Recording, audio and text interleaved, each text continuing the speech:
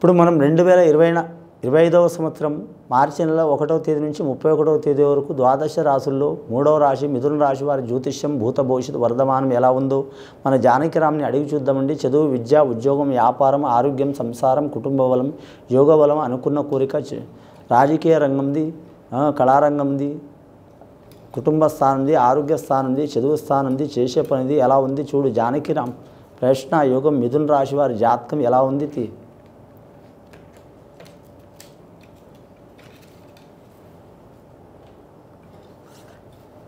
మిథున రాశి వారి జాతకంలో చెప్పాలంటే అండి, వారి పేరు మీద మాత్రం ఏ దేవుడు రాలేదండి. మామూలుగా వచ్చింది, వారి పేరు మీద మామూలుగా చిట్టి వచ్చిందండి. జ్యోతిష శాస్త్రంది వచ్చింది.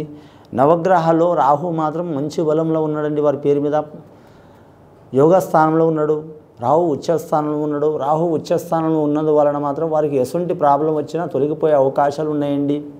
అలాగే గురుడు ఉచ్చస్థానంలో ఉన్నాడు. గురుడు ఉచ్చస్థానంలో ఉన్నందువలన ధనం ఏదో రకంగా అందే అవకాశాలు ఉంటాయి. వారి పేరు మీద ధనం మూలం జగత్ అంటారు. సూర్యుడి చుట్టూ చంద్రుడు తిరుగుతారండి. చంద్రుడి చుట్టూ భూమి తిరుగుతండి. భూమి చుట్టూ మనుషులు తిరుగుతారండి. మనుషుల చుట్టూ ధనం తిరుగుతారండి. ధనం చుట్టూ ప్రపంచం మొత్తం తిరుగుతుందండి. వారికి ధనం ఏదో రకంగా అందే అవకాశం ఉంది కాబట్టి వారికి ఎక్కడ పోయినా అనుకున్నది సాధించే అవకాశం ఉంది. ఈ మిథున రాశి వారి జాతకంలో దశమ స్థానంలో శని ఉంది కాబట్టి దశమ దరిద్రం లెక్క ఇబ్బందులు పడే అవకాశాలు ఉన్నాయి. అలాగే దశావతారం లెక్క మాత్రం వారు 10 రకాలుగా ఏదైనా ఒక పని చేసి సాధించే అవకాశం ఉంటుందండి. ఈ మిథున రాశి వారు ఏ పని చేసినా కానీ 1కి 3 సార్లు ఆలోచించి చేయటం మంచిది. ముఖ్యంగా మృగశిర నక్షత్రం వారికి ఇబ్బందికరమైన పరిస్థితి ఉందండి.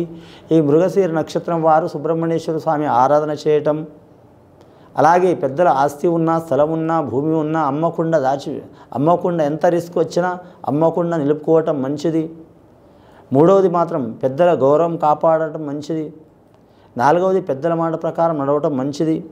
5వది వివాహ బలం మాత్రం చూడాలంటే తొందరపాటు పడకపోవడం మంచిది.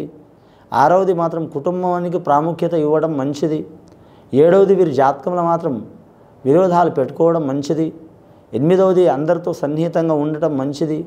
9వది వీరి జాతకంలో చూడాలంటే చేసే వృత్తి మీద అది మామూలు పని నుంచి పడితే మాత్రం పెద్ద మినిస్టర్ పది వరకైనా సరే మాత్రం చాలా యోగ బలంలో చేయటం మంచిది. తీసి పడేయకుండా కలిసి వస్తుంది. కానీ వీరి జ్యోతిష బలంలో చూడాలంటే మాత్రం ధనం మాత్రం నిలకడ ఉండదండి. వ్యాపారస్తులకు తిరుగు ఉండదండి. ఆరుద్ర నక్షత్రం వారికి అద్భుతంగా ఉన్నదండి. ఈ ఆరుద్ర నక్షత్రం వారు మాత్రం ఎవరికి పూజ చేసినా చేయకపోయినా ఆ పరమేశ్వరుడికి పూజ చేయాలి. మీరు వందలాదిగా చేయాలని ఏం లేదండి. మనస్ఫూర్తిగా 5 నిమిషాలైనా సరే 10 నిమిషాలైనా సరే నీటి అభిషేకం చేసినా కలిసి వస్తుంది. రుద్రాభిషేకం చేసినా కలిసి వస్తుంది.